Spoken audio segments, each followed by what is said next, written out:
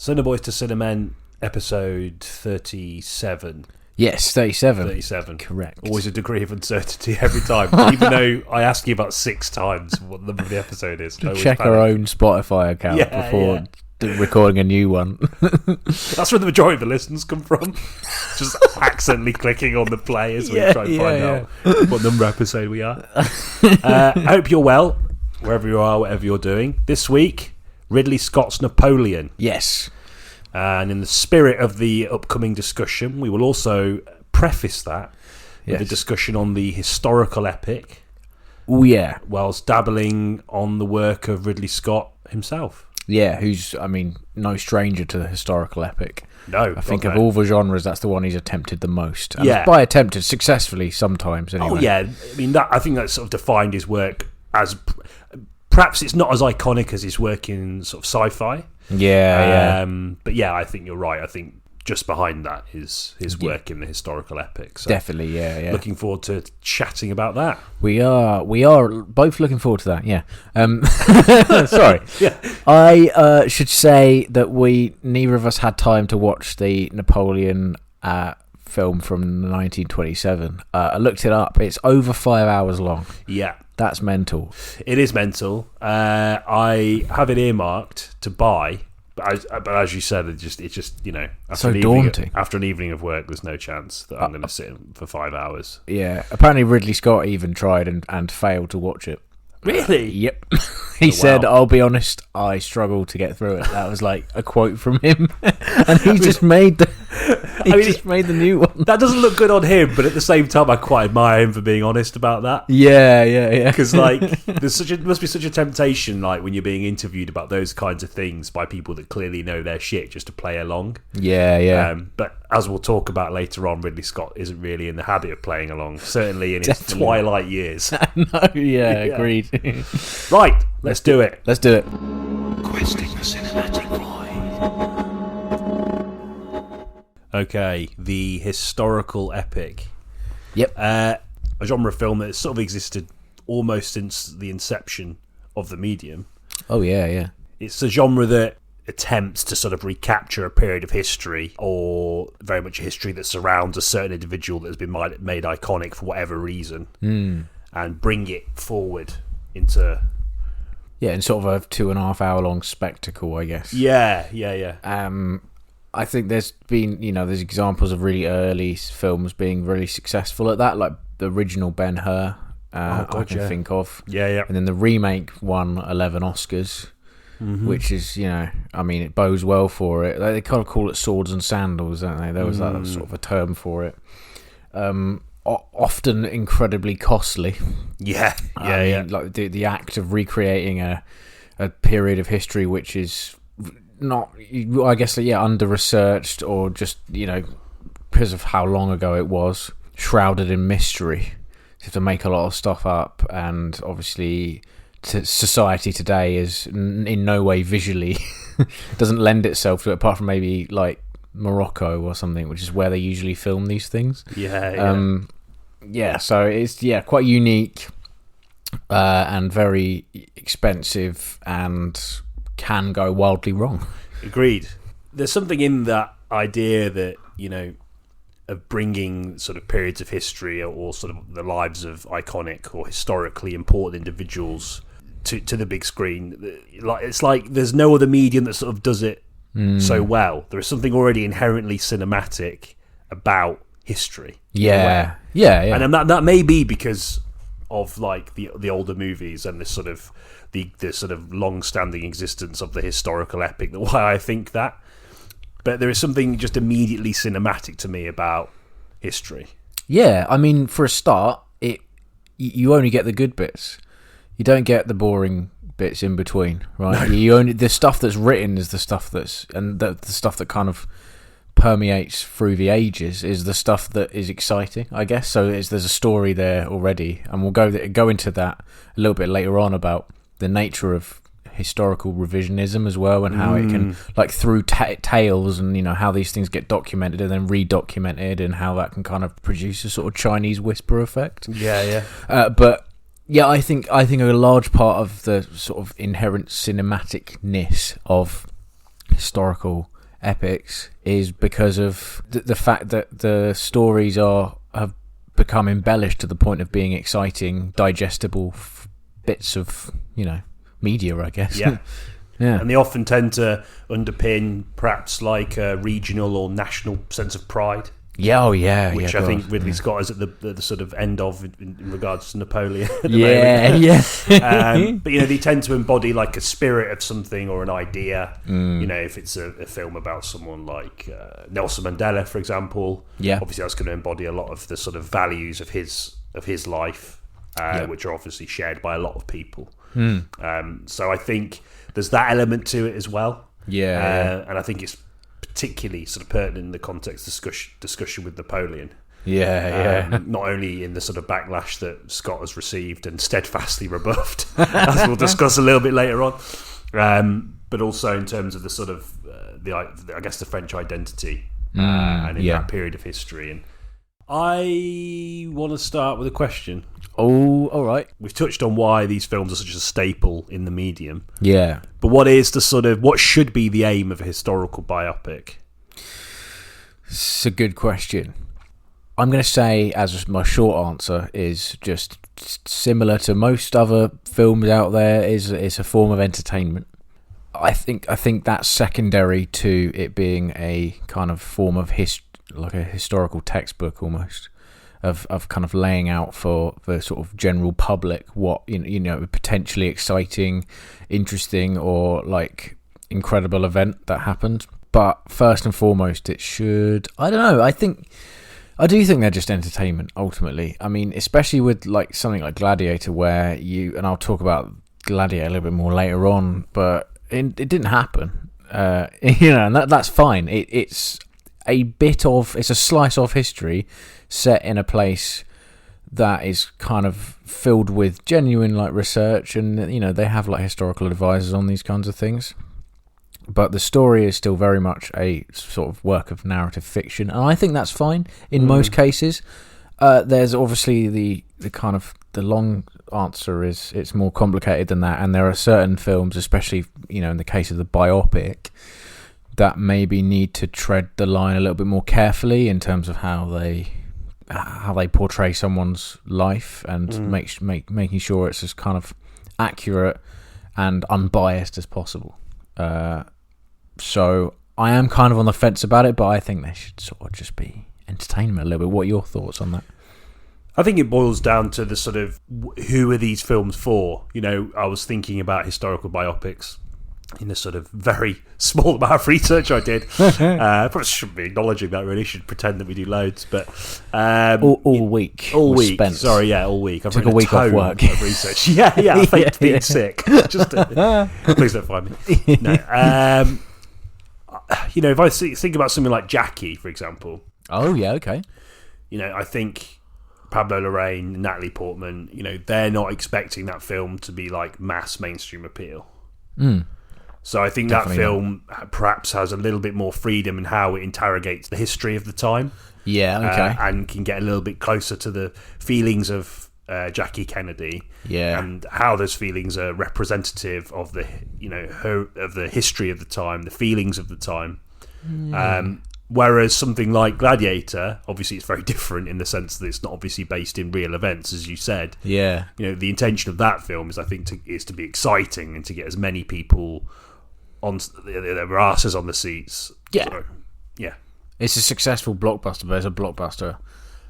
It's funny, actually. Yeah, you're right. It isn't as clear cut as a historical epic should do this. It's very much based on the history they're trying to set themselves in, I suppose. Because Jackie is... Oh, I love Jackie. I forgot how much film. I love Jackie. I completely forgot about it because it's just not something... you watch so many films, obviously so many of them are just going to disappear into your mind until they get mentioned. And I was just thinking about an interesting sort of film to counter the big ones, and that was the first thing that popped into my head in terms of a recent example. Yeah. But I do think it's interesting because... I'm sort of with you in some ways, because I don't think it's a sort of mainstream film's job to satisfy history buffs and historians. Yeah, they're not there to be like a Wikipedia page. No, I think fundamentally, they're only going to make a tiny percentage of your audience, and that isn't going to be enough to make your money back. So in the current model of the way things are, it's just not feasible to make a film that is like punishingly detailed in its representation, or historically accurate, in its representation of a period or time or an individual, etc. Yeah. However, I do think the flip side to that argument is that for many people, these films are going to be the only relationship that mass audiences are going to have with these characters. Okay. And there may be an argument there that there's a certain responsibility on the part of the filmmaker to be authentic as possible. Yeah. Okay. To sort of at least impart something on the audience. But again, in the digital age, it's not hard, is it? If you want to know more, you can just go on the internet and look, and and we keep mentioning Scott in his interviews about Napoleon, but he's been very explicit in that he's not. Yeah. He's not bothered that the film is historically accurate. Oh no, he's not. He's got a great, or inaccurate. Sorry. He basically said his answer to history buffs, and this is like a verbatim quote from him, by the way. He's like, "Were you there? No. Well, fuck off then." I'm not joking. That's what he said. And he's sort of. I kind of think he's sort of right, and it kind of goes back to what I was saying earlier about like. Yeah, about the fact that history gets written and rewritten and it gets muddied, and to the point where we can have certain things about a person that that are factually completely accurate, and then other things are slightly less certain, especially in the case of a military leader where a lot of their prowess, it could have been influenced by propaganda as well. So what we have now could well be, and I'm not without getting conspiratorial, like there are certain things about, for example, Napoleon that we do know for fact. It was a couple of hundred years ago. It's not as but it's not like 11 AD, is it? No, exactly. Yeah. And you're right. There is a certain responsibility on, especially someone like a titan like Ridley Scott getting given $200 million. You've got to realise that maybe there are a large portion of your audience, this is going to be the main experience of a significant human being. So why muddy it that much? I for the purposes of entertainment, it's tough. It's a hard one, and I've been thinking about it all day.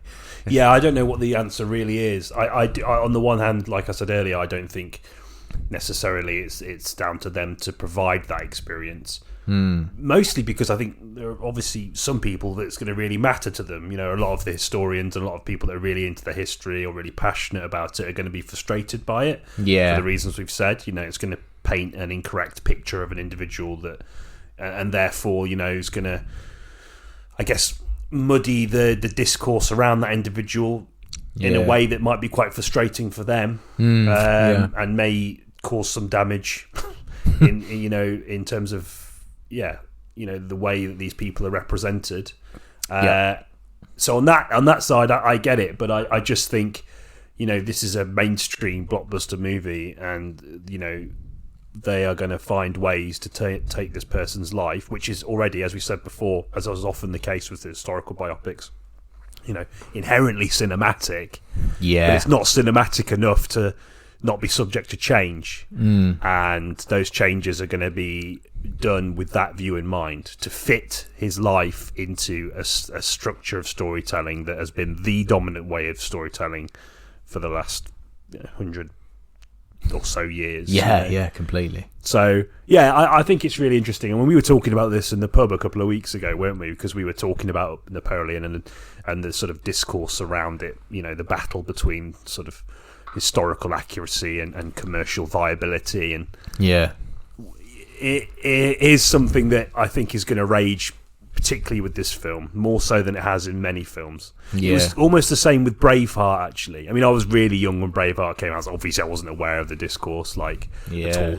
But I remember as I got older, my dad would talk to me about it, and he was really into history, and he's part of the reason why I'm so into history, and he would talk about how it was all bollocks, and and you would hear people talk about it, Braveheart, because for a while it was one of those films, it's like everyone's favourite film, and they'd go off and talk about the things that happened, like the battle sequences or the presentation of William Wallace, and I can sort of sympathise with those that would find that really difficult, because Yeah. the misreading of the history can often lead to sort of, a sort of revisionism which influences the way that people perceive themselves, their national identity in the future. Yes. I mean, we see that now in terms of, we talk about this quite a lot, considering this is just a fucking film podcast, but, the way that we think of empire and colonialism and all those sorts of things. Yeah. It's not necessarily that we've had films that have gone, "Look, colonialism's brilliant," but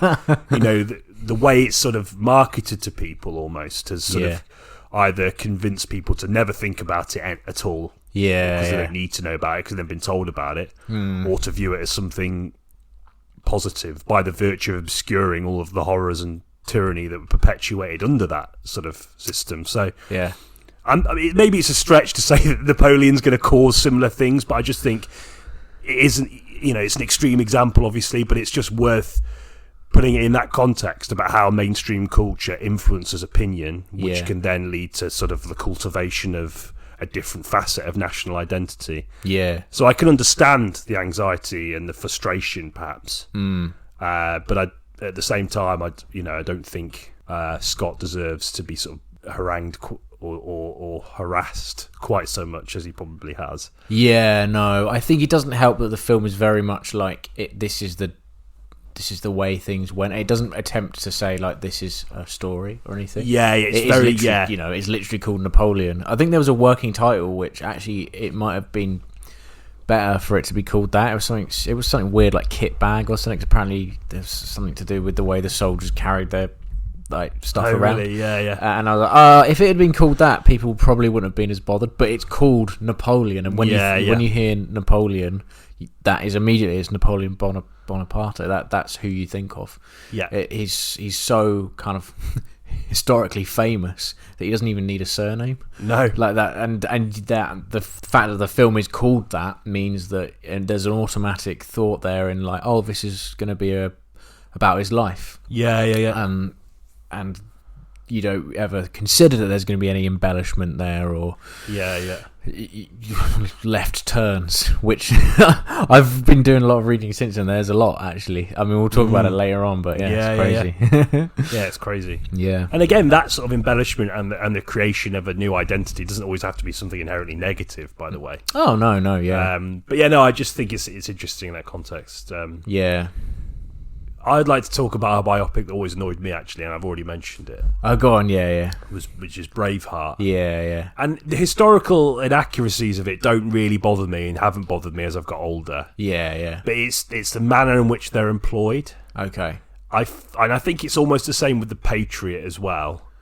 In the sense that, like... Mel Gibson film. Yeah, Mel Gibson, he doesn't distort the history necessarily to suit a narrative structure, and obviously he probably does, but I feel like the main reason he does it is to elevate himself. Okay, yeah. Because he always plays the sort of lead character. I'm surprised he didn't play Jesus, actually. Yeah, that was a surprise, yeah. Maybe he thought it was a step too far even for him. Yeah, maybe. Yeah. But that's, an issue for me, is that, there's this sort of elevation of the self through the sort of inhabiting this like an iconic, certainly in the case of Braveheart, an iconic national symbol.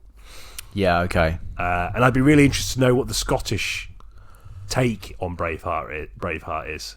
Oh yeah. I mean, I know. I mean, obviously he is a symbol of, he's a symbol of defiance.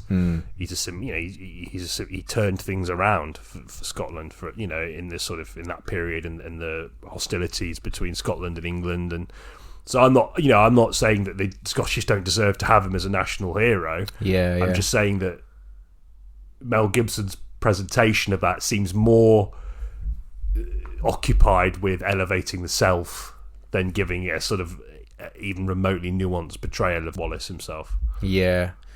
Do you think that his representation of Wallace has led to quite a lot of common misconceptions about the guy?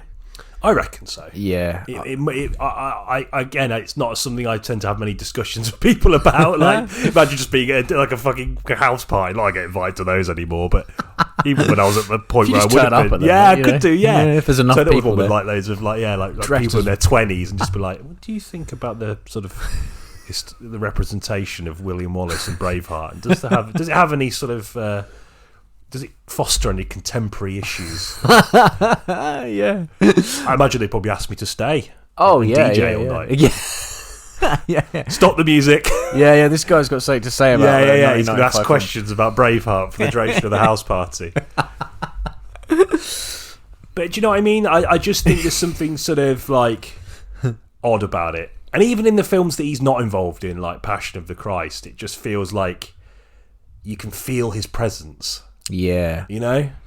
I mean, the Passion of the Christ is an odd one. There's a bit in that film I was talking to you about before the podcast. I don't remember it very well, but I'm fairly sure that there's an insinuation that Jesus invented the chair.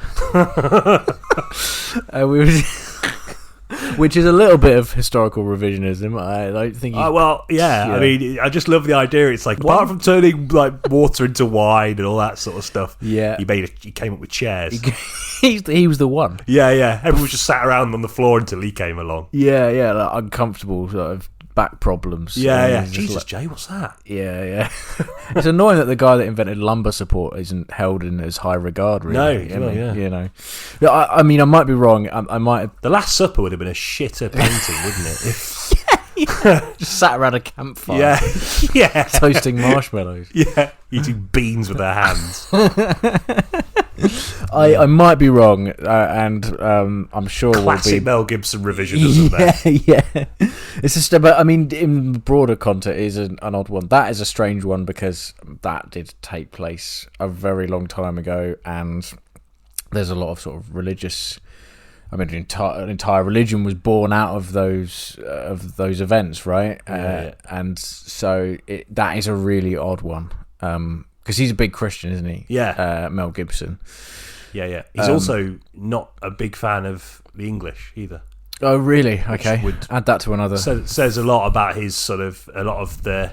And again, I don't care what Mel Gibson thinks about English. People are entitled to dislike the English if they want. But fair enough. Yeah. But I just think it's funny. Like he did a film Gallipoli, which I don't know if he directed, but he was in it, and there's a lot of like ribbing the English there. Obviously, that was a huge, costly campaign for the Anzacs. Maybe there's a lot of frustration on the part of that, which would be sort of justified, really. But then there's obviously Braveheart, which is obviously very anti-English, very pro. Yeah. Scottish, again, whatever. Not too worried about that. And then there's the Patriot, which is, again, the Revolutionary War against the English. Yeah. He seems to be quite enjoying stoving English people's heads in with a musket, with the end of a musket.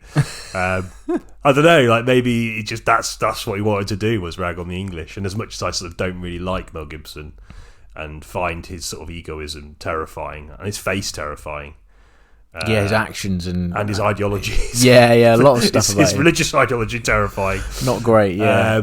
I don't necessarily mind that, but it's just interesting to me. Yeah, I think he's such a controversial guy, and it's so odd that he's the one to make what is often considered the definitive, portrayal of the Passion of Jesus. Right? Isn't he writing a sequel? I sort of kept seeing for a long time. He's probably for some reason on my Instagram feed, just him at like religious sort of like festivals, and he just sat there going, "I'm writing Passion of the Christ too," and there's just the people in the audience go fucking mental for it. Really? Yeah. I mean, that's odd. It's a tough sequel, tough thing to follow. How's he going to go from there? I mean, there are 4 books. However, if you read them, same story 4 times. So he's a bit stuck there. I don't know what he's going to do after that. Is it the Passion of? Don't know. He's going to do 13 of them about Maybe all the there'll be disciples. ninjas in it. Yeah, maybe. I mean, who cares? If Jesus can invent the chair, there can be ninjas in Jerusalem in exactly. 30 AD. Trying to steal his design for the chair. Yeah. I've also just realised there's a historical inaccuracy with our version of Passion of the Christ too. Why would the ninjas need chairs? I don't think in Japanese culture at that time anyway they would use chairs. No, probably not. Sat on the floor, didn't they? Yeah. Yeah. God, famously. Yeah. Fuck. I've already fucked it. back to the drawing Mel, board. if you're listening, Sorry, Mel. Yeah, ninjas you've entrusted are out. us to. Yeah, the ninjas are gone. Maybe you can think of something else in Yeah, their place, and then the script won't need to change. It'll just be a find and replace ninjas with I don't know, sea As long as monsters. you can play that character. Yeah. It's going to be him this time. Jim Caviezel's too old to play Jesus. You can't play him anymore. Mel's going to have to play himself. Yeah, Mel's coming in. Yeah. Drafting Big Mel in. There's a link between old Mel and Napoleon, and that Joaquin Phoenix is in the film Signs, which I actually... a bit of a tenuous link, obviously. But... Yeah. I like Sides. Yeah, same. I think it's one of Joaquin Phoenix's low-key best performances. It is good, isn't it? Yeah, he just plays this kind of slightly out-of-shape uncle who gets really involved in, like, invested in the story of the aliens and stuff. He's really excited. I love it. I think it's great. I like that movie. Yeah. I've got a real soft spot for it. Yeah. With regards to historical revisionism, I've tried and failed to think of any others. I mean, like... in terms of historical epics, I mean, I always kind of think of films like Troy, which I'm assuming is littered with, but then that film is sort of rooted in mythology as well. Yeah. And so does it matter if it's kind of got a... I guess you can take more liberties there, can't you? Yeah, if it's magical realism, does it matter? Although the magical realism is attributed to the culture, isn't it? So I guess there's something there. Yeah, that's true. I was thinking maybe like Robin Hood, Prince of Thieves. Oh, yeah. Which I really like. Yeah, but same. There's something so lazy about the sort of way they frame the geography of England. Oh, I love, because they arrive in Dover, Yep. and to get to Nottingham, they go via Hadrian's Wall, yeah. which is just fucking. That is lazy. Oh, I think it's so funny that but there's something sort of slapstick about Robin Hood, Prince of Thieves, which is more forgiving for it, isn't it? And also, Robin Hood itself, nobody knows if he ever really existed. He might have done, apparently, or he was based on another figure. But again, you can take so much more liberties with... as soon as there's a folklore element to it, I think it's fair game. You know what I mean? Like, it's an interpretation. It's like a Renaissance painting. It's like saying... that Renaissance painting shit because Cupid's in it.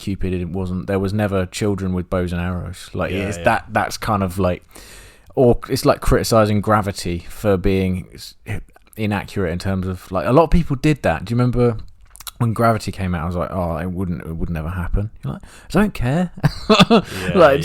It's kind of like science fiction. You know, you have to treat it as such. And it's all about the sort of a hypothetical situation happening, right? Yeah, exactly. That's, I guess, so much of why so many movies are so fucking enjoyable, because you can lose yourself in a situation or scenario that either didn't happen or probably won't happen. But why not entertain it for 2 hours? Yeah, and also it's it's rooted in reality, in that apparently there's a lot of space debris about, and that I'm not saying that it is trying to be accurate in that aspect, but there's a foundation there that they've then built on. And they kind of have that sort of, I guess, you're taking creative liberties. I think in the sense, I think it goes back to what you said about the sort of historical epics that are more rooted in mythology or a sort of, or folklore. I think you can afford to be like that. And I even think, like, despite what I was saying earlier, I'm still sort of on, very much on the fence about it. But if the film is sort of sets itself up as not being too concerned about history from the get-go, and makes no, sort of allusions to the viewer that the film is going to give them like a crash course in this individual period of history, you do sort of get away with it a little bit more. I think Blonde is an example of that. It is about someone, but it's about their private life, and therefore nobody knows, because nobody was with her 24/7. You know what I mean? Weirdly, there's also a JFK bit in that, which is like not as forgiving to the man. I mean, there's a lot of historical basis for. And it tries to get those things right in a sense. But like, kind of going back to Jackie, almost, it's funny that it's played by the same actor. JFK. Oh, really? He's played with the same actor in both films. Oh, wow. And like the thing. Typecast already in the weirdest way. He can really like JFK, and he's going up for Hamlet. He's like, oh, for fuck's sake. yeah. Yes, in the case of Jackie, it's a lot more about her private life. In the case of Blonde, okay, like Marilyn Monroe, it's a lot more about her private life, and there's a lot of leeway there as well. Don't go overboard. Obviously, I think maybe Blonde did go ever so slightly. Yeah, I still haven't seen it, actually. It's pretty gruesome. Yeah, It doesn't shy away from her, things that happened to her, which were particularly nasty and potentially quite triggering for a lot of people. And yeah, I heard that was something that was very distressing for a lot of people. Yeah, it's really unglamorous as well, which is the opposite of Marilyn Monroe, which is, I guess that's what it's trying to do. Yeah. But again, you can't call it like revisionism for the sake of entertainment, because it's not. It's kind of an interpretation of someone. Yeah. Whereas with a film like, with something like Oppenheimer, that would be a lot more. It'd be a lot less forgiving. It'd be a lot more baffling if they retooled a lot about that guy. Right? Yeah, especially seeing as it's more recent history. But also, there's something quite definitive about what he did. That a lot of, broadly speaking, it's about sort of destruction, which is inherently a bad thing, right? So, in an attempt to glorify that would just be like bizarre. Yeah, I think I think people will be a lot keener that you follow some semblance of truth or try to do it in a sort of respectful manner. Yeah. In certain situations, if the sort of the very nature of the individual that the film is about experiences or is party to suffering, either on an individual or widespread basis. Yeah. When that starts to happen, when films focus on things like that, so in the case of Blonde, I haven't seen the film, but I know that she had a lot of very horrible things happen to her on the basis of her love life, and her fame, and and the way she was in one of the great horrors of the time. It was inconceivable that a woman could be, talented and just talented and intelligent. They had to be sort of dumb and a sex symbol. And in the case of Oppenheimer, obviously his invention led to the deaths of hundreds of thousands of people, and now has the world in a constant state of sort of paralysis.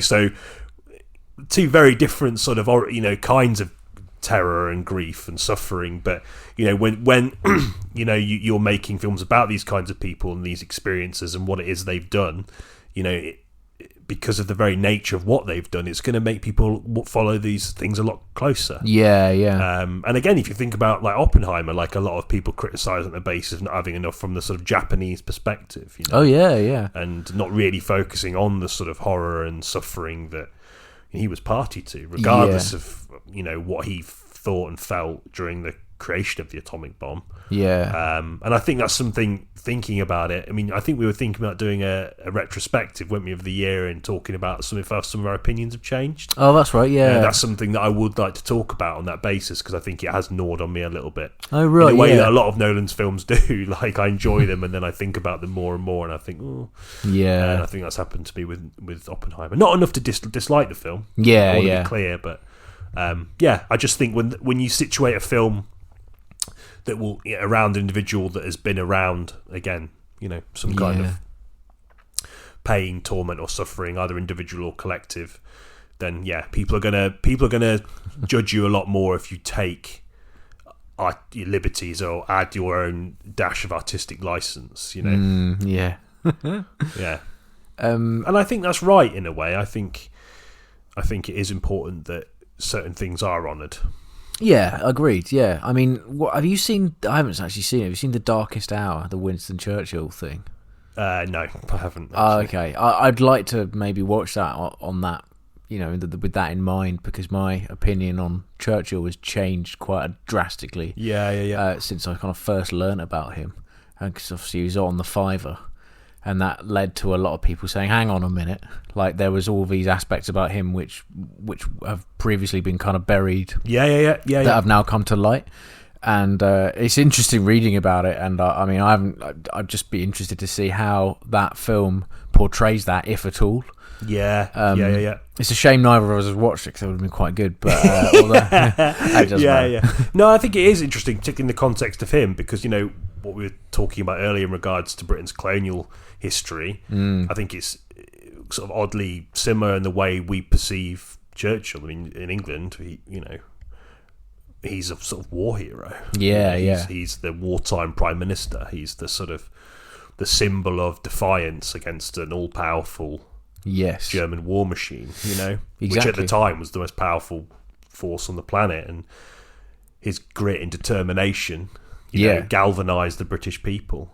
However, he was a racist and a tyrant and someone that exploited the colonies and killed millions and millions of people. So, and that's ignored. And that to me is hugely significant in the makeup of him as an individual. And it infuriates me that it is so readily ignored in the pursuit of placating the kind of people who like to whack off over pictures of Spitfires.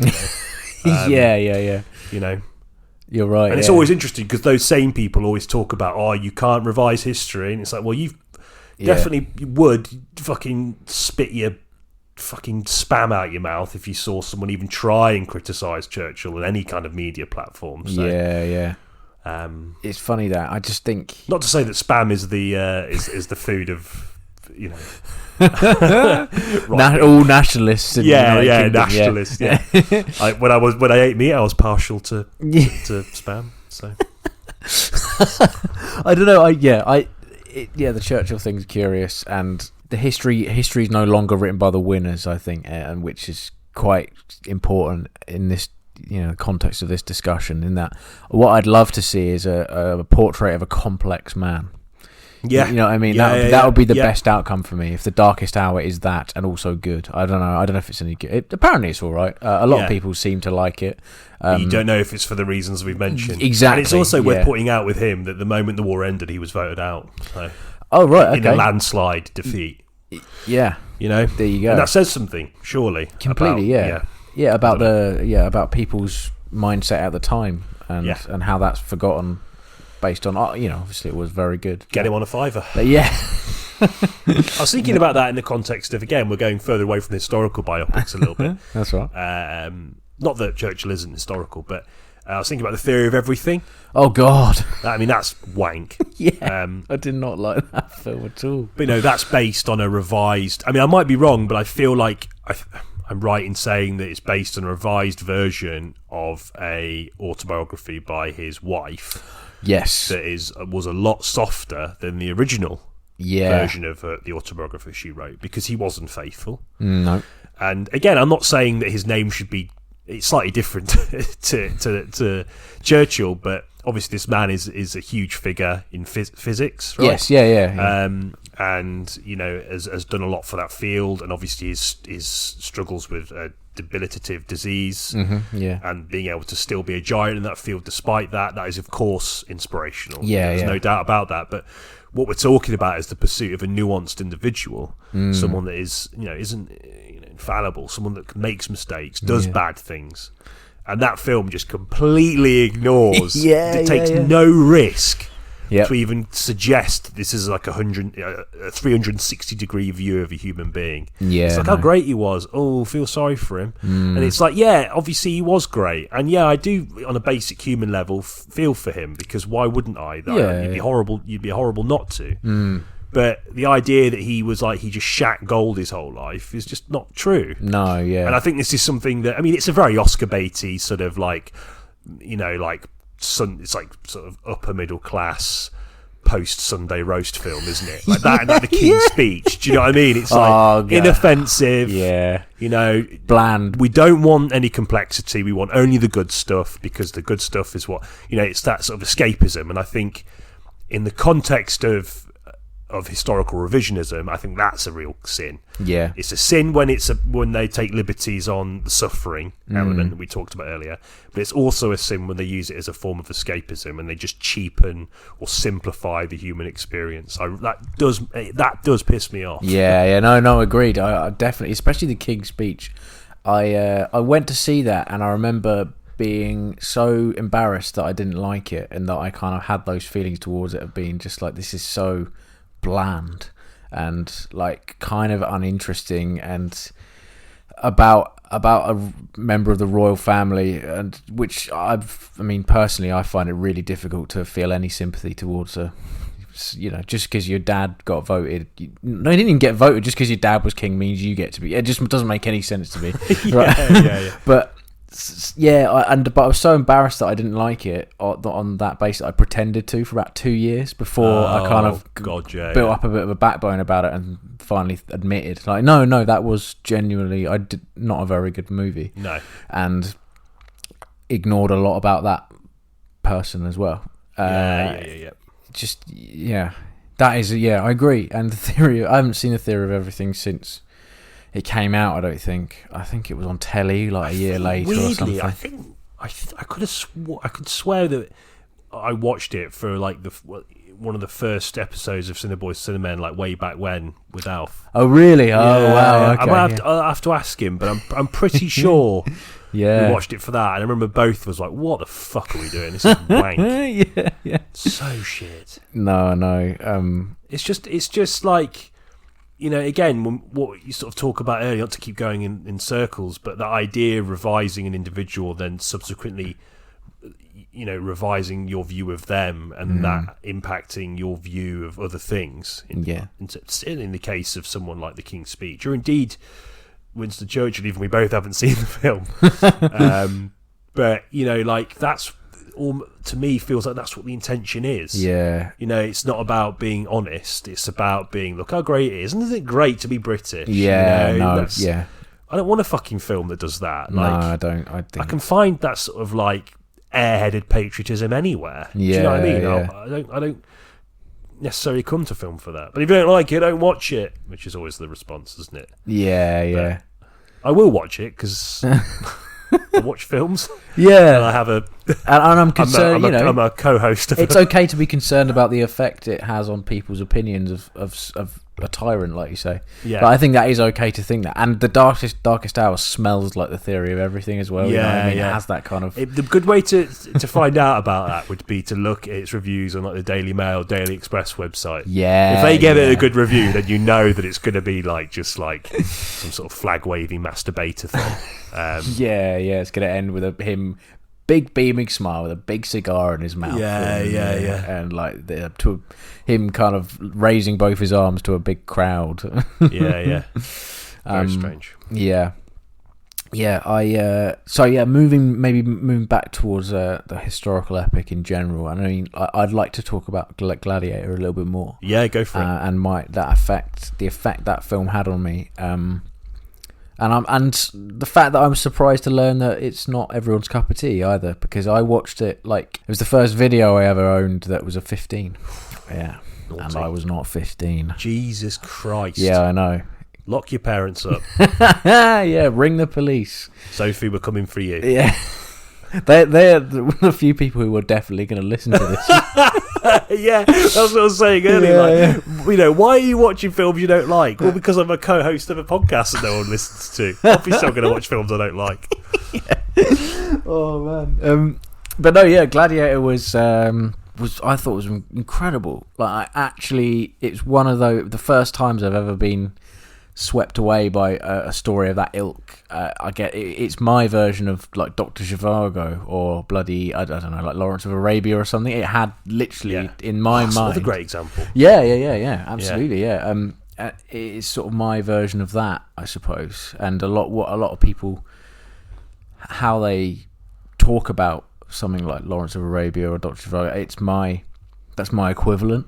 Yeah, I think it what I like about Gladiator quite a bit is that in the spirit of films like Lawrence of Arabia is that whatever sort of issues there are around the history of those films, and I'm not sure as to the historical accuracy across the board in regards to Lawrence of Arabia, but there's something old school about the sort of nature of the historical epic that works in Gladiator. It just washes over you. It sweeps over you. Yes, exactly. I mean, like, in Lawrence of Arabia, that opening fucking scene, you're in. Yeah. Do you know what I mean? Yeah. You're just fucking in. I mean, David Lean's, it's just one of the great epic directors, right?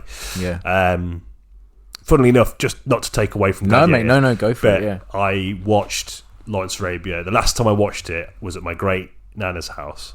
And she had this quite small TV, And I remember you sort of going over to your great nana's to sort of like, say hello, and eat a tonics tea cakes and leave, and it was just on, and me and my dad just found ourselves. We just sat there for the whole 3 hours on this small TV watching Lawrence of Arabia. Oh man, that's amazing. Yeah. It's lovely. They can have that effect on you. Yeah, and again, it just sucks you in. It doesn't let go, and I think Gladiator is sort of the same. Yeah. I mean, I personally think Lawrence of Arabia is the better movie, but I think Gladiator by some margin for me personally. But Gladiator has it sort of harks back to that era of old school historical epics like Ben-Hur, like Cleopatra, like Spartacus. Exactly. Yeah.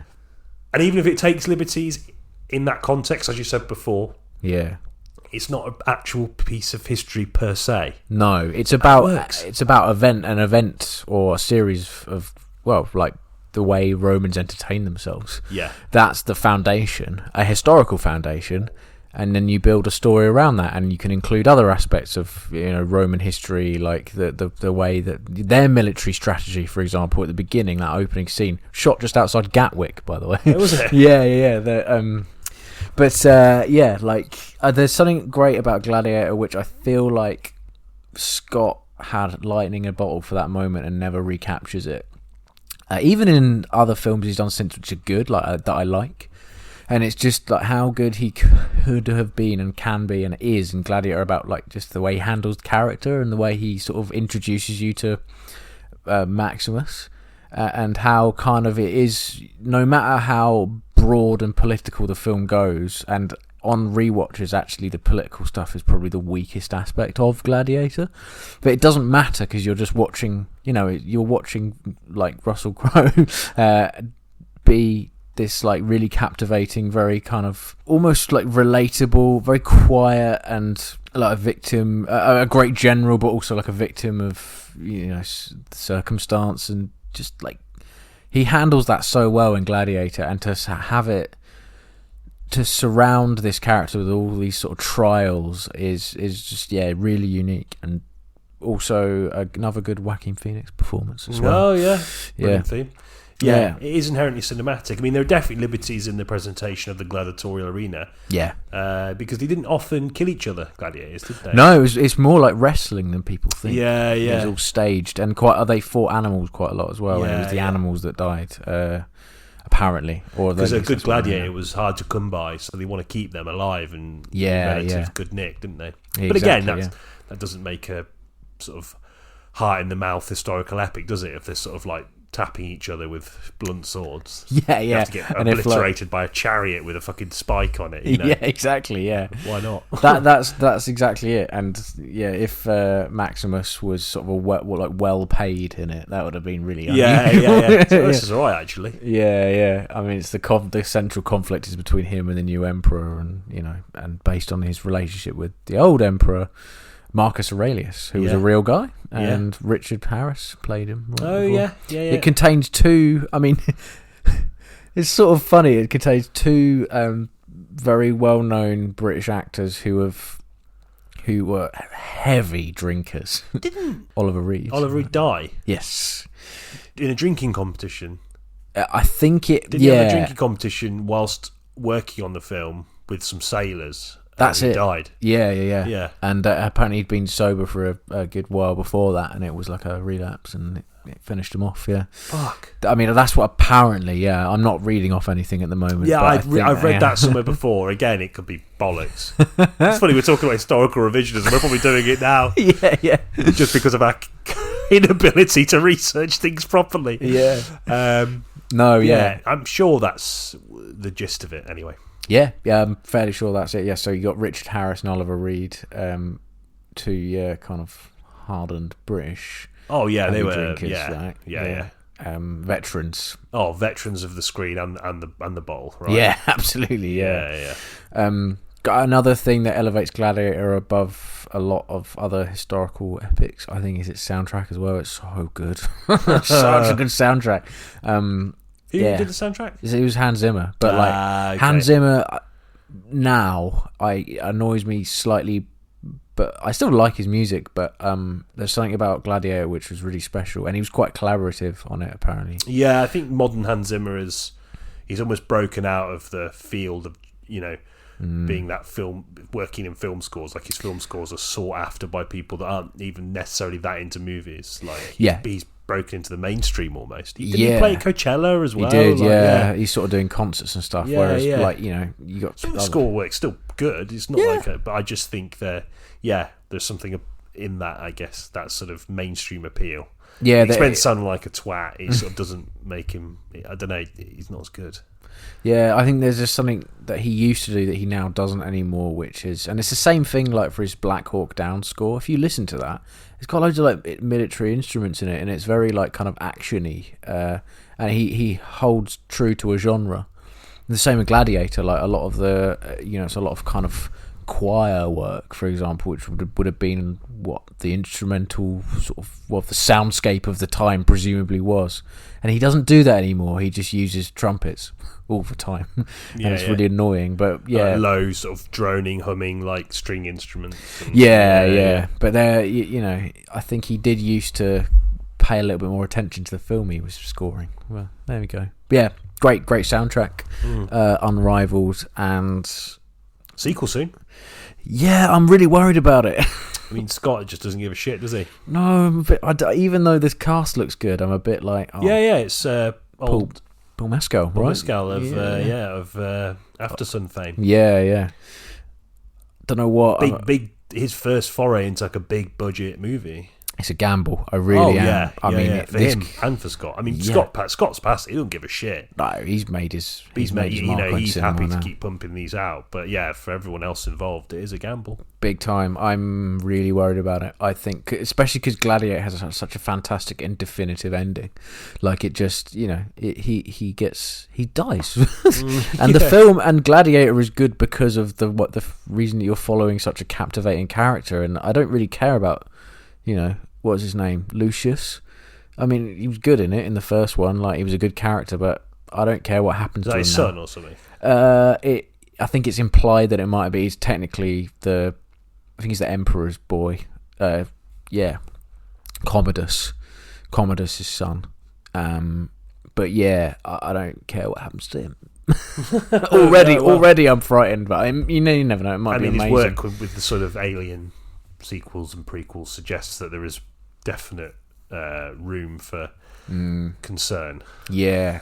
I mean, a lot of studio interference with those films are well documented, but the existence of those films baffles me, and even if I don't necessarily dislike them wholly, I think there's definitely, I can understand your concerns. Yeah. I don't know. I mean, I'm glad he didn't make Blade Runner 2049. Basically, that's what I'm kind of saying. Like, although I do still think he has the potential to be great. Like, I love The Martian. I thought The Martian's really a real crowd pleaser. Like, don't get me wrong, but it's just a good one you can chuck on.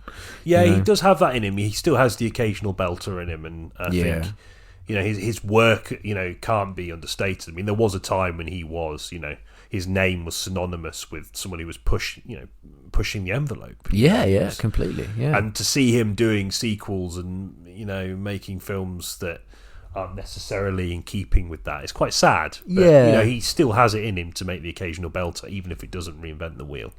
Yeah, I don't know. I mean, I think he needs to work with a good screenwriter, really. Yeah. I don't know who's writing Gladiator 2. It might be the same fella who worked on Napoleon, actually, David Scarpa. Oh, right, okay. I'm not going to Google it. Look it up. Yeah. If I'm right, then give us a like. Give us a 5-star review. If not, give us a 4.5-star review. Yeah, no, I think you might be right with that. Yeah. Talking about Scarpa and Scott, let's go on to Napoleon. Yes. As we sort of said in the intro, a lot of sort of discussion around the historical inaccuracy, a lot of subsequent discussion on Scott's response to that, which is basically go fuck yourself. Yeah. And a lot of sort of, again, it was one of those films, it was impossible to ignore the sort of the feelings around it. So going in, I would be lying if I said I wasn't already expecting to not be blown away. Yeah. which I hate because even if I ultimately wasn't blown away by the film, it makes you wonder how much of that is, you being influenced by sort of exterior voices and how much that dictates your opinion going in, and makes you realise how much of a fucking sheep you are. I don't know. How do you feel about that? Yeah, agreed. Are you similar? Yeah, I went in and I'd already, annoyingly, I'm a sucker for looking at reviews before the film comes out. I really need to stop doing that. Yeah, you do. Yeah, because it's not helpful at all. No. And on that basis, I actually enjoyed it more than I thought I would. Because I was can really, see that. Yeah, I was gearing up for another like The Counselor or something like really dull and boring. And also Napoleon for me is a bit of a historical blind spot. I didn't actually know an awful lot about him, particularly because I struggle with that particular portion of history. I just don't find as interesting as other periods of history. Oh, we all have that. It's periods just we like and don't like. Exactly, yeah. So I it's just so dense. There's so much about it, and about it really is. that kind of military strategy and political the monarchy and how you marry into each other's families, and it's a big tangled mess. So I steer clear of it, and on that basis I thought it was going to be quite boring, but it wasn't. I was pleasantly surprised. That actually did keep me quite hooked, at least. Yeah. There were definite dips where, like, for a really long time it focused on like his personal life. Not to say that particular bit wasn't interesting as well, but there was like a bit right at the start where I was like, Jesus, this is going on. You're like, the way you've met Josephine and all of that kind of thing. That was quite drawn out, and yet the film felt quite butchered as well. Yeah. Yeah. I mean, I think Scott has promised a mammoth cut to go onto Apple Films. Because I think the film's like an hour and a half shorter for theatrical release. Yeah, is that right? I mean, it's 2.5 hours, and I think he wants to do a 4-hour version. So that sounds about He's right. Going down. He's going in. He's going all in. Yeah. So the film definitely has that vibe in a similar way. I mean, a very different movie, but to the Justice League. Yeah. The original Justice League was a fucking mess. The recut with the obviously additional footage didn't stop the film from having problems by any stretch of the imagination, but it definitely gave the film a sense of coherency that the original theatrical release didn't have. Yeah. So I think calling it disjointed might seem at the moment a little bit harsh given the context and the upcoming 4-hour cut, which funnily enough is ironic on the basis that he didn't want to watch the original Napoleon, but he's almost made a film as long. He's quite famous for redoing his films though. Like Blade Runner's got like 6 or 7 different versions. There's some fucking shockers, isn't there, in those cuts? Yeah. You really get a sense of the battle between the sort of studio and him. Exactly. Yeah.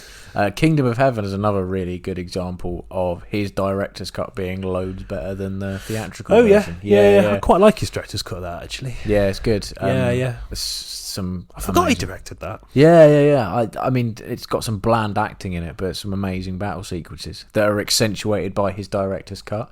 And I think I'd be interested to see what the reception to his Napoleon, or his kind of director's cut of Napoleon is on that basis. He might be a bit of a wizard in terms of how he wants to construct a film, and the studio might have kind of had a hand in trimming it down to 2.5, maybe. Yeah, I think there's been a lot of discourse about films being too long, and maybe that played into the minds of the studio heads. They were just like, we need to cut this down, make it digestible, and get it out there. Which I can understand from Scott's perspective would have been frustrating, because he's at the stage of his life very much like Scorsese. I think Scott's a bit more sort of explosive in his not giving a shit, but he definitely doesn't give a shit, and he would happily make you watch a 4-hour movie, I think. But obviously the studios weren't having it. What becomes immediately apparent for me, though, in regards to how the film frames the history of Napoleon, is that there's a distortion of history that he is absolutely reveling in, And I think that is almost with a view to accentuate Joaquin Phoenix's long tried and tested ability to play sort of doughy-eyed, pathetically horny men lost in absurdity. You know, that seems to be the sort of primary focus of his iteration, his version of Napoleon. Obviously there's a lot of focus on his tactical military prowess on the battlefield, which sort of offsets the sort of awkward, goofy little man besieged by mummy problems. That seemingly struggles to navigate the sort of complexities of the social and political upheaval that dogged France at the time, which again is another area of hot dispute in the film, because he was a leader of the country for a long time, and obviously he would have he would have showed some sort of acumen in the role, I'd have thought, but the film doesn't really allow that to show itself.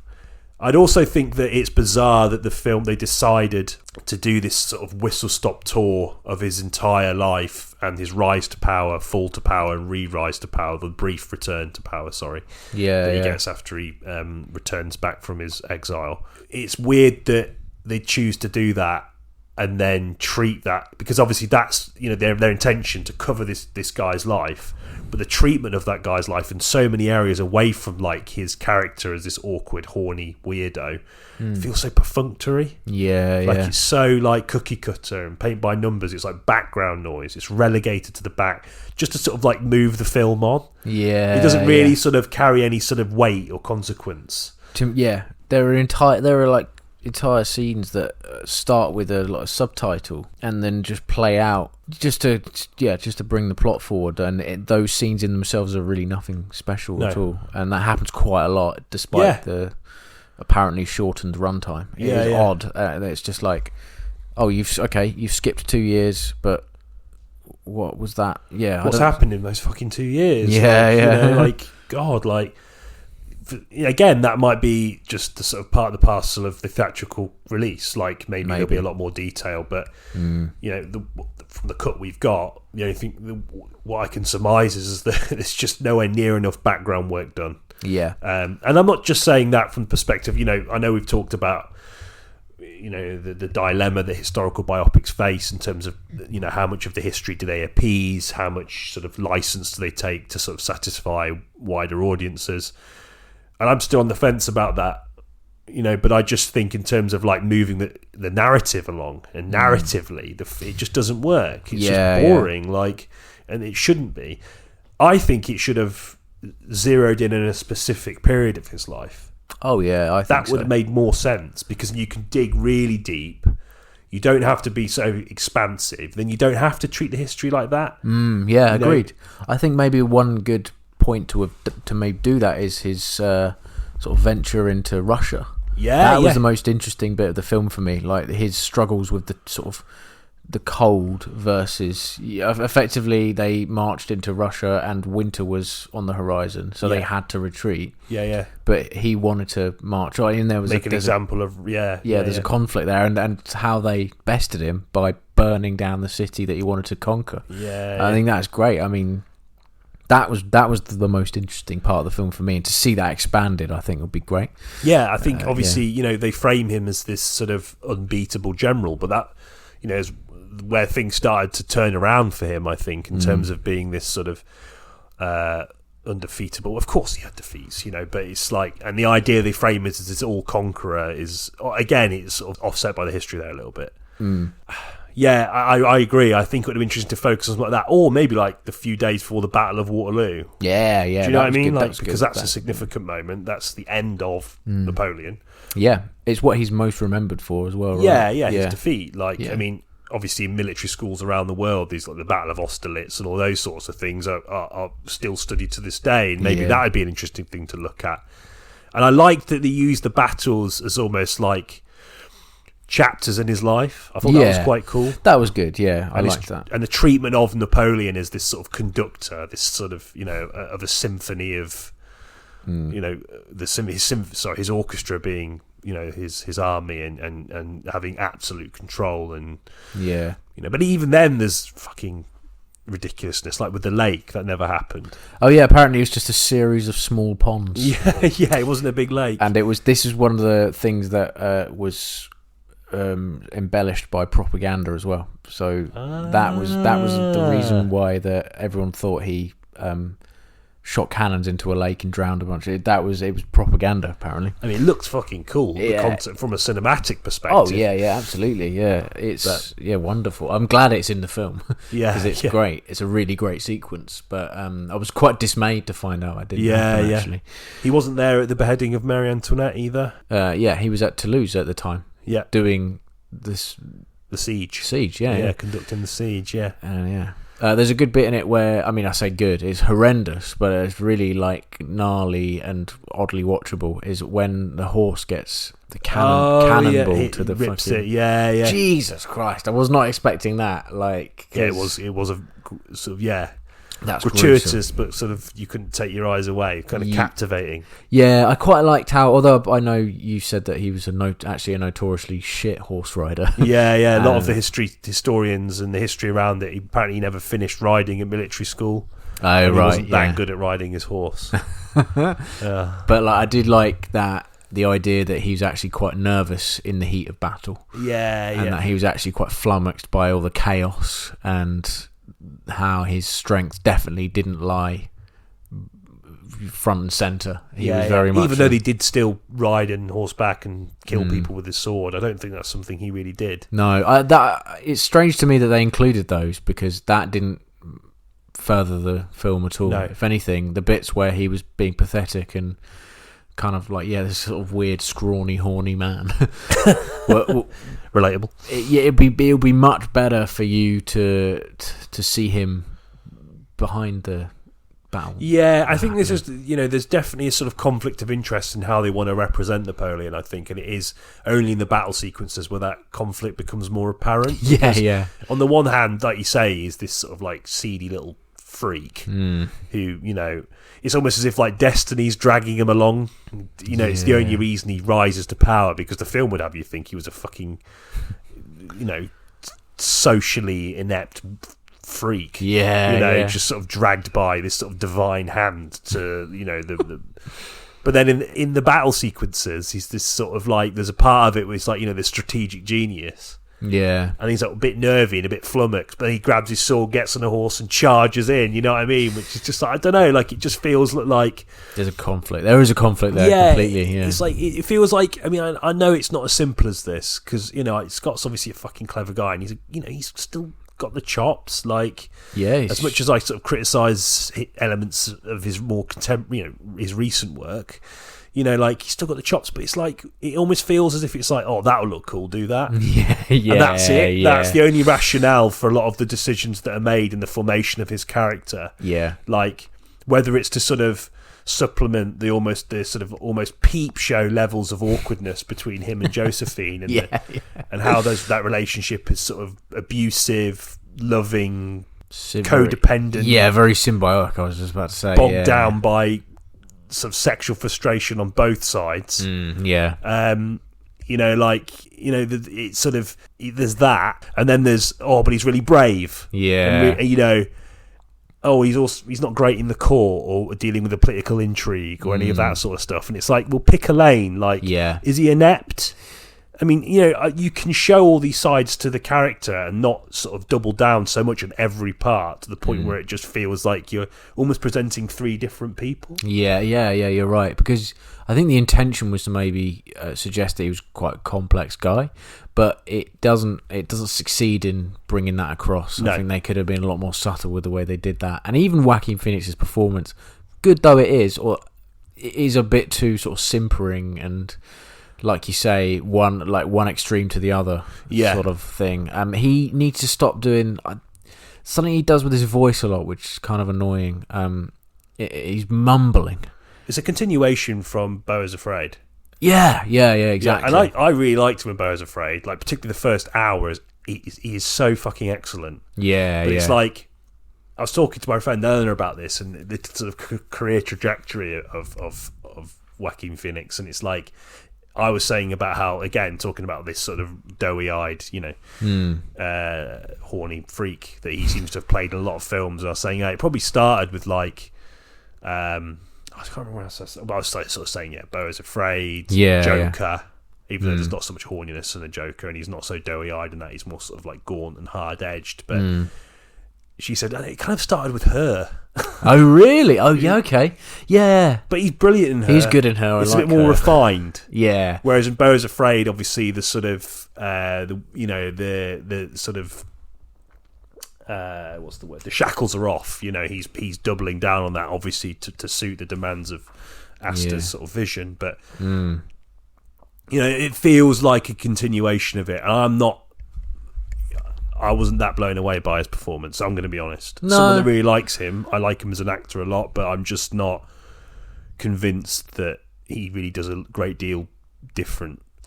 Weirdly, I would have preferred it if he was more like Commodus. I thought that would have been a much better performance, because in Gladiator, he's very well spoken. He got an English accent in Gladiator, which is not noticeable because English is kind of the English accent is sort of the default historical accent, which everyone in Napoleon is playing towards, apart from Joaquin Phoenix, who just keeps his American accent. Yeah. Why?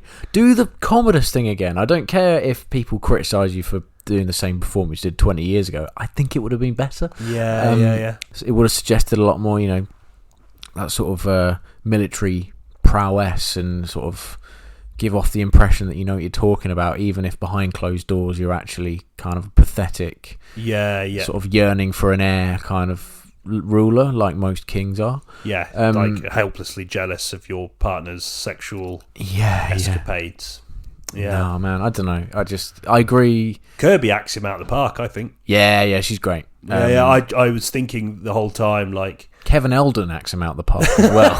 It was funny that he was in it. I do like Kevin Eldon. Same, a criminally underrated English comedy actor. Oh yeah, it's fantastic. Yeah. Sorry, what you said? No, I think you're right. No, I'm glad you mentioned him actually, because I wouldn't have done it. I'm glad that he has a slot on this podcast. Same, yeah. Tune in next week for our Kevin Eldon retrospective. Yeah.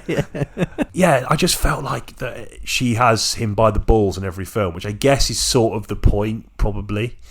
But I felt like she had like a real sharpness and was sort of his foil, but carried a lot of the more emotional moments of their relationship, especially a lot better. The divorce, like yeah. when that all happened, what he was doing was kind of a bit overblown, but the way she was reacting to it was really great.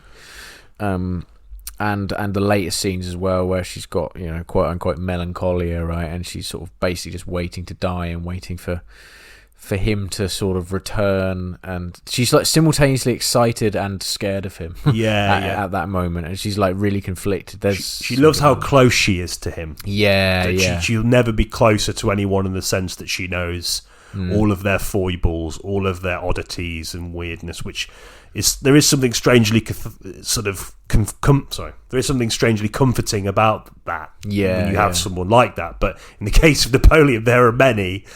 But there's also, again, that fear that because he is sort of dictated by these sort of childlike impulses. At least in sort of Scott and Scarpa's view of him. And of course, then there's the inability to perform sexually, which the film really doubles down on. Quite visceral. And again, I talk about that peep show levels of uncomfortable fashion. I quite weirdly, like at first, I was like, whoa. And then after a while, I thought, this is actually sort of like, I don't know if this is intentionally funny, and I know there's been a lot that's been said about this. But it's sort of one of the strengths, I think, of the writing, because I don't think there's much strength in it, to be honest. Sorry, Scott. Is it Scott or Dave? Dave Scarpa. Sorry, got your name wrong as well. Fucking hell. as if he cared. But, the strength is that it sort of, it bottles up all of this sort of like frustration and then unleashes it in really bizarre ways. There's a couple of great moments between cathartic almost. I think so, like the bit after she's cheated on him and he's come back from Egypt for that very reason. There's a great discussion they have with each other, which is a great example of what you're saying just there about the kind of like weird simmering frustration and that sort of power dynamics. And then there's a really strange thing he does with his. There's a sound he makes when he wants sex as well. Which, do you remember that bit? Straight. Ridley Scott's an odd director when it comes to sex, because he's never done like a kind of a sex scene that is sort of, I guess, enticing. Like they're always quite cold. Yeah, I mean, there's not a great deal of. It says something about him as a lover. Well, you never know. Yeah. Cineboys first. Yeah, exclusive. Exclusive speculation, but nonetheless, we've got his first girlfriend, Mavis, coming in. But no, he Two pump chump. Yeah. I mean, in the case of, I know you haven't seen it, The Last Duel. Again, I ordered it. It hasn't arrived. Really annoyed because I wanted to watch it before because I've heard good things. Yeah. I won't give too much away, but Sexual assault, isn't it? Yeah. That's right. Yeah, really, one from sort of different points of view. The way he films that is obviously like pretty, it's quite visceral and quite uncomfortable, very uncomfortable.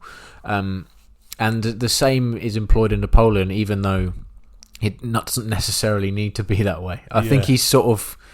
It's always quite cold, and in sort of his Isn't his Napoleon famed for his small? Oh, really? Yeah. Yes. And is that a riff on that? Is it? Possibly, yeah. Like it's almost like a joke, isn't it? That, like I feel like they're riffing on the idea that like these people that have like dominated Europe and done lots of sort of horrible things. It all boils down to the size of the poultry genitals. There we go. I mean, yeah. At least that'd be my excuse.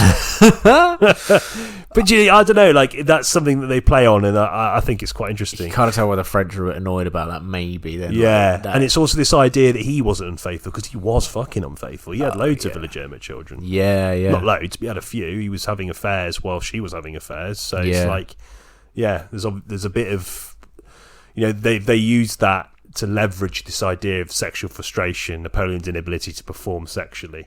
It's almost seen in the Josephine's character that she's doing it purely to get some pleasure, what she can't get from Napoleon, which isn't necessarily. There might be some historical basis in that, but to disregard Napoleon's own shortcomings in that area and his own infidelities was a bit strange to me. But they mention it. Wasn't a deal breaker necessarily, but they do mention it, but in passing. Almost, it's almost like he's boasting about it as well. It doesn't seem like it actually happened, which is odd. It's almost like the way you ask like a teenager they lost their virginity, and they go, "Yeah, loads." Yeah, it's almost like that, isn't it? It is strange in that regard, but I think in terms of the core relationship, the way Scarpa handle it, I think he's actually done quite well. I mean, that it works in the sort of presentation of Napoleon that they're going for. The idea of their Napoleon, as we've said. Yeah, he's very much their Napoleon. Strange little man, and it does work. Yeah, definitely. And Kirby's superb, really good. I it's the first time I've seen her in a big role where she's really sank her teeth into it. I know she's done a couple of things for Netflix that I haven't seen, so I don't want to sort of say that this is the first one. But I've only ever seen her in like Mission Impossible and Fast and Furious, and with the greatest respect to those films, you're not going to be given a great deal of sort of time to really munch into a role. So see her in this light, I think it's great, and I hope it springboards her into lots of other stuff. Yeah, I agree. Yeah, she's got a great presence about her, a real sharpness, a real sort of like her face is very sort of 1,000-yard stare. Yeah, she's so good at that. Like it's almost like communicating so much through a crowd of people, which I think would benefit her in a lot of other sort of direct, like someone like Celine Sciamma. If she ever makes like a an English language film, I think she'd be a great actress for whatever role. You heard it from us. Yeah. Go on, Celine. Like we say, the battle sequences are excellent and very Ridley Scott. Like they do really work. They're great. They are great. Have you ever seen the original film Waterloo? No, didn't it? I haven't seen it. It's 1970 though, right? Yeah. I only watched it because my dad again was really into. He was really into Sharp as well. Okay. So I watched a lot of Sharp growing. Yeah, I really like it actually. I still quite like it now, but they're actually quite good the way they shoot battle scenes because you can. this is a bit of an aside, but obviously Sharp doesn't have the budget of Waterloo or indeed Napoleon, so they would often reuse all the actors and the props and stuff, and the way they would shoot things would be quite close, and so they give the impression of a sizable battle. Oh, right, okay, and maybe one VFX shot at the end showing everyone. Yeah, it's really, really well done. I think it's worth. There's a few YouTube compilations of like how they, showing their sort of how they suggest scope with so little. Oh, brilliant! Okay. Yeah, it's worth checking out. Nice. But the original Waterloo, it's just like loads of like Russian soldiers. Oh, okay, yeah. So like thousands of Russian sort of soldiers and reserves all playing the French and the English and the Prussians. Oh, really? Yeah, man, yeah. Because if you want the size of the scope of the battle and the size. It broke records, didn't it? Yeah, It's crazy. It's fucking crazy. Yeah, like. Oh, man. And it was sort of reminiscent in that. Obviously, a lot of the scope is going to be done digitally. It's not going to be done physically. Yeah, I don't know. But it was shot in 61 days, Napoleon. Yeah, there's no way you're not doing that. He's famous for being very efficient, Ridley Scott. That's true. Yeah. And I think we sort of talked about it before, didn't we? That actor round table. And Yeah. Oh, filmmaking's so hard. He's like, no, it isn't. Yeah, he literally just goes, it's all right. Yeah, I can do it. And he did. Fucking hell, like... That is a fucking tight schedule for a film of that size. I mean, think about Apocalypse Now. It took over a year. Yeah. 60, that's 2 months. That is mental. Yeah. Like a brutal 2 months. Yeah, he must just... He just breezes through it. I think he's sort of 1 or 2 takes, move on. Sort of guy. Yeah. Crazy. He strikes me as someone who's... If you're going to do that in 61 days... You got to be a cocky, confident guy, and he definitely seems like that. Yeah, absolutely. The battle sequences, I think, obviously they are stunning, but I imagine there's a lot more VFX stuff than there would be, of course, than the 1970s. Of course, they would be, but they do look stunning. Waterloo, I really liked. Austerlitz, I thought was really good. What was the Waterloo was the one where the formations fuck him at the end, right? The cube like. I mean, it was really close. It was I don't think the film really communicates that too much, but the British did nearly lose that battle. It was really close. Right. Okay. So there's a bit of innovation with the use of the square formations to counter cavalry. But obviously the Prussians arriving was a key moment that turned the tide of the battle. Sort of like the ghosts in Return of the King. Yes, yeah, exactly. Yeah, that was it. Yeah, that was Aragorn's Return of the King moment. Sorry, not Aragorn. Well, it was Wellington. But yeah. He's England's Aragorn. Yeah. Played quite well actually by Rupert Everett. Yeah, I love it. I quite liked that little turn in there. Doesn't Napoleon? Am I wrong in thinking at right at the end Napoleon salutes Wellington? Yeah. Yeah. Okay. Again, because they never met. No. Yeah. The closest they come to meeting was on the battlefield. Oh man. Okay. Again, presumably that is what's got a lot of people riled up, because I mean that suggests to me like. I mean, I know that it was a famous defeat, and a good visual metaphor for that is him saluting the enemy. Yeah. But at the same time, I can understand why that's ruffled some feathers. Yeah. I guess there is that sort of bizarre sense of camaraderie that you share with other sort of higher generals and stuff. I mean, the First World War, it was quite common that, generals from other, the enemy would sort of... Yeah, fraternise with their captors. Yes, yeah. So... No, maybe there was a shift in that sort of behaviour. I don't know, but it definitely felt like a sort of little character moment by Scott. Well, I keep saying Scott as if it's some bloke called Scott who's made the film. Scott Scarpa. The battle sequences are good. Austerlitz again, not particularly historically accurate, but stunning visually. He does know how to frame a battle sequence. You can't argue with that. No. And even if they do sort of feel a bit awkwardly placed in terms of the version of Napoleon that they want to try and sort of communicate, they are incredible. Yeah, very good. Yeah. Finally, there was also on the subject of like bizarre sort of cameos from English actors from the comedy circuit. Wasn't the guy from Green Wing in it? Yeah. He's also in A Touch of Cloth. Yes, Tom Boss. Yeah. That is a great. He's in it. He's in it quite a bit. Yeah. Sort of one of the people that becomes one of the three rulers for a bit of France. Schemes to become, when it was still like before Napoleon was just crowned king. Emperor. Yeah, that's right. Odd. There was a lot of moments where I was like, oh, I recognise that. Yeah, it happened quite a lot. And it's not like they're popping up in every sort of Ridley Scott movie either. It's just, he likes filming in England, man. That's probably it. He just draws from that talent pool, doesn't he? Yeah. Why not, eh? It's pretty extensive and not used enough, in my view. Certainly in the case of The Eldon. Yeah. On that note. Yes. Outro. Questing the cinematic void. There we have it. There we have it. Oh, Napoleon. What a mixed bag of a movie. I wouldn't not recommend it, but at the same time, I'd be hesitant to say it's amazing. Like, yeah. I don't know if it's on track to do well. Doing all right. Is it? Yeah. It's not doing terribly. Okay. It's doing better than Killers of the Flower Moon, which is another Apple release. So yeah. I mean, wacky. There's a broader appeal, though, isn't there, Napoleon? I think just the way it's approached.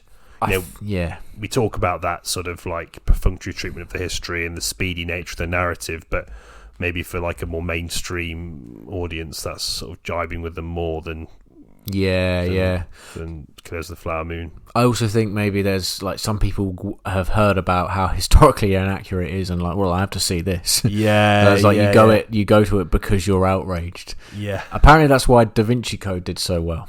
Oh, really? A lot of people were like, I've heard it's shit. I need to see how shit it is. Because they loved the book, and it ended up making loads of money. Yeah. There you go. It's weird how they can sort of shift the marketing strategy. To be like, it's shit, but we're going to make money, so who cares? It's sad in a way. No, that's true. I don't think it would be necessarily fair to suggest that's marketing strategy for Napoleon. I think it's definitely got its strengths. Oh yeah. And absolutely. I will definitely, just more out of intrigue, watch the 4-hour cut.